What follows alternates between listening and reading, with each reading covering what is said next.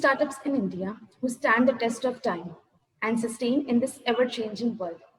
According to the findings of the 2018 survey by the Institute for Business Value and Oxford Economics, 90% of the India startups fail within the first 5 years.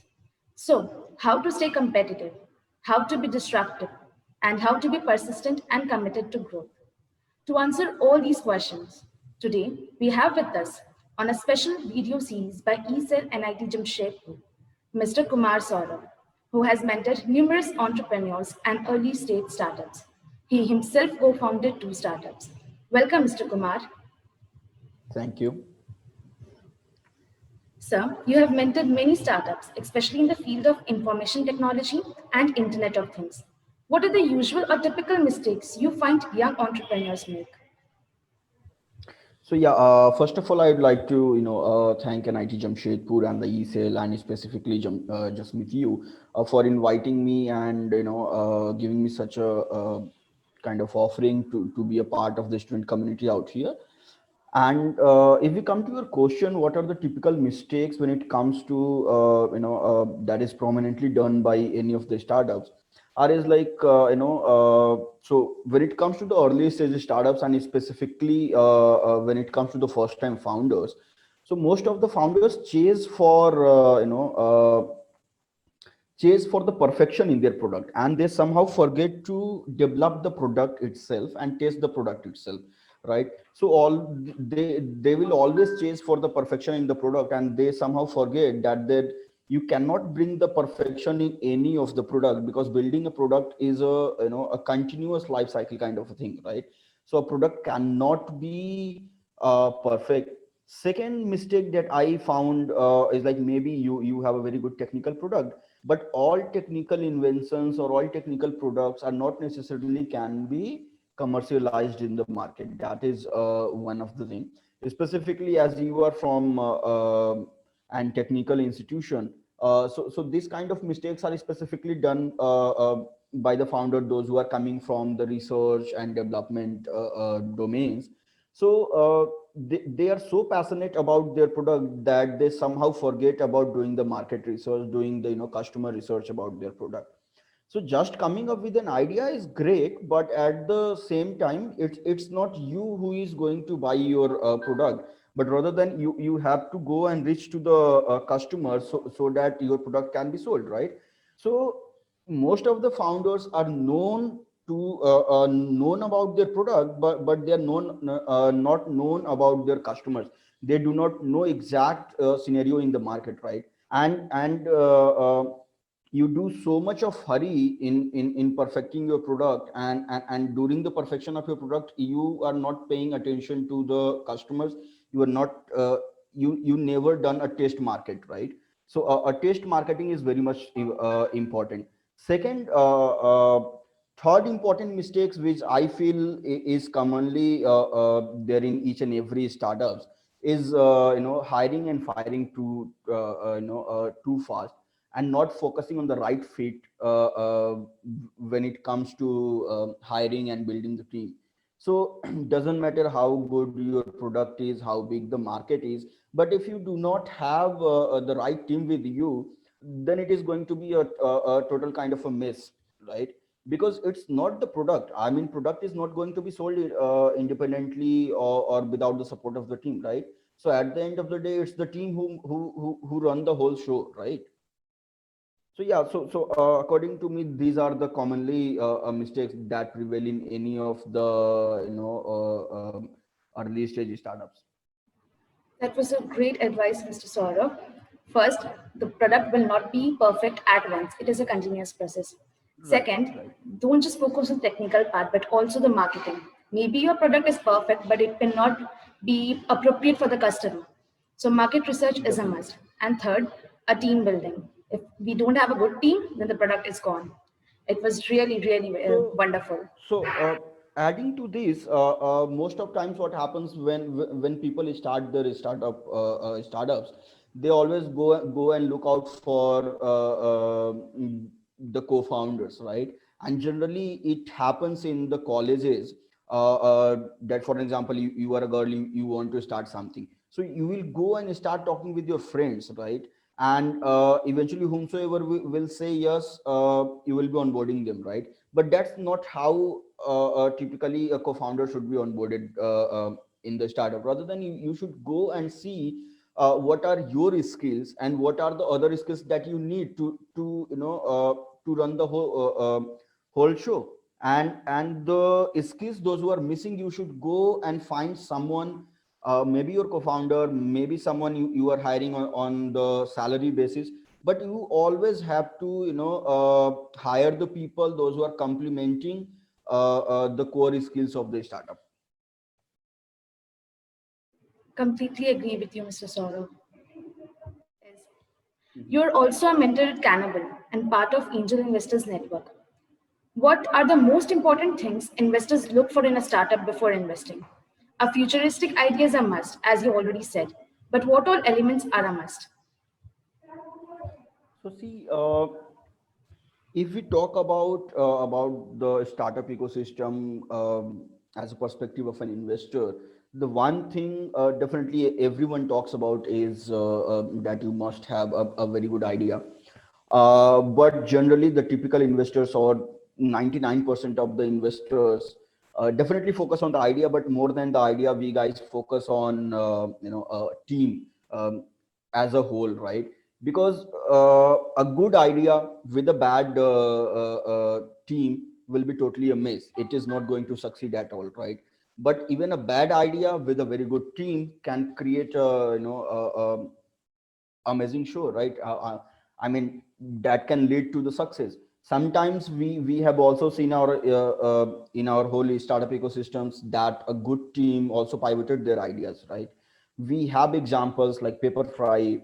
So earlier Paperfry was grocery startup, then they converted into the furniture tech, furniture retail tech, right?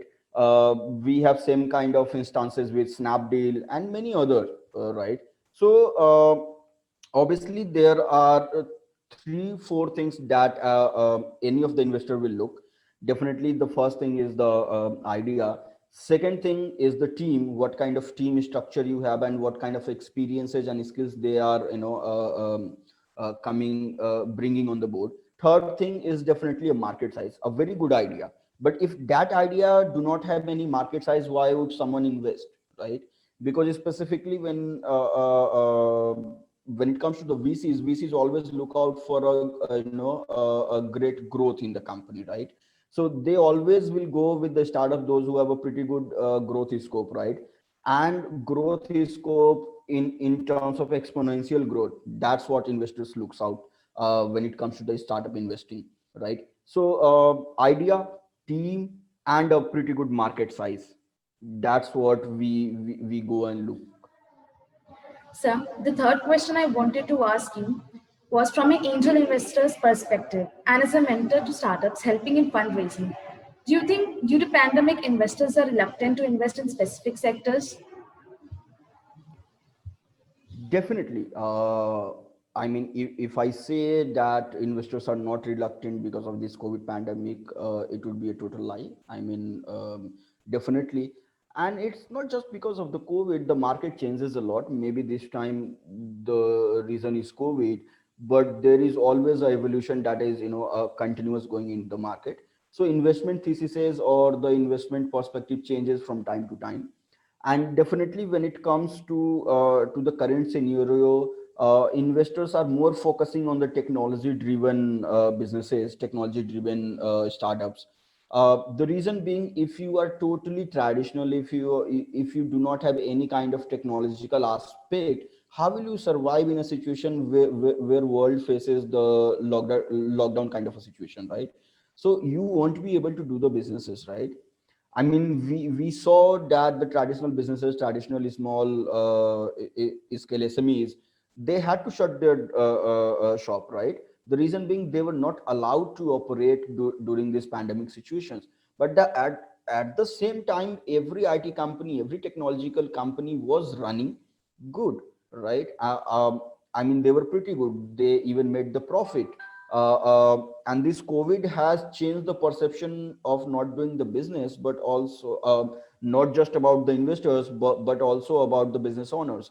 I mean, if you see the percentage of the technological acceptance with the business owners, it was pretty less before the COVID 19 era, but now it has increased a lot. Now everyone wants to be technological advanced, because technology is the one thing which can help you survive in such kind of difficult situations. So definitely, I mean, investors have become reluctant to certain sectors, and the whole perspective and the whole favor has shifted to certain sectors which have technological advancements. So yes, we need to be technically updated first. That's a must. Right. It's a must. Thank you so much, Mr. Kumar. It was really, really insightful. So, at last, any strategic advice or marketing tips you would want to give to someone trying to increase profits for the startup or just taking the first step? So I think this is two questions. So taking the first step is a different thing, and strategic or the marketing advice is a totally different thing. So the first step, there is a book, or there is a methodology called the sprint methodology, right? And in the very first question, I described about the perfection kind of a thing, right? So most of the startups waste a lot of time on making a perfect kind of a product, and as I told you, a product cannot be perfect at a given point of time, right?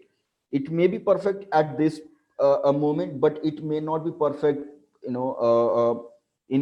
one another minute, right? So a product cannot remain perfect through its lifetime, right? So sprint should be adopted by every one who is starting. So sprint is a methodology where that you can see say as a hit and trial method, right?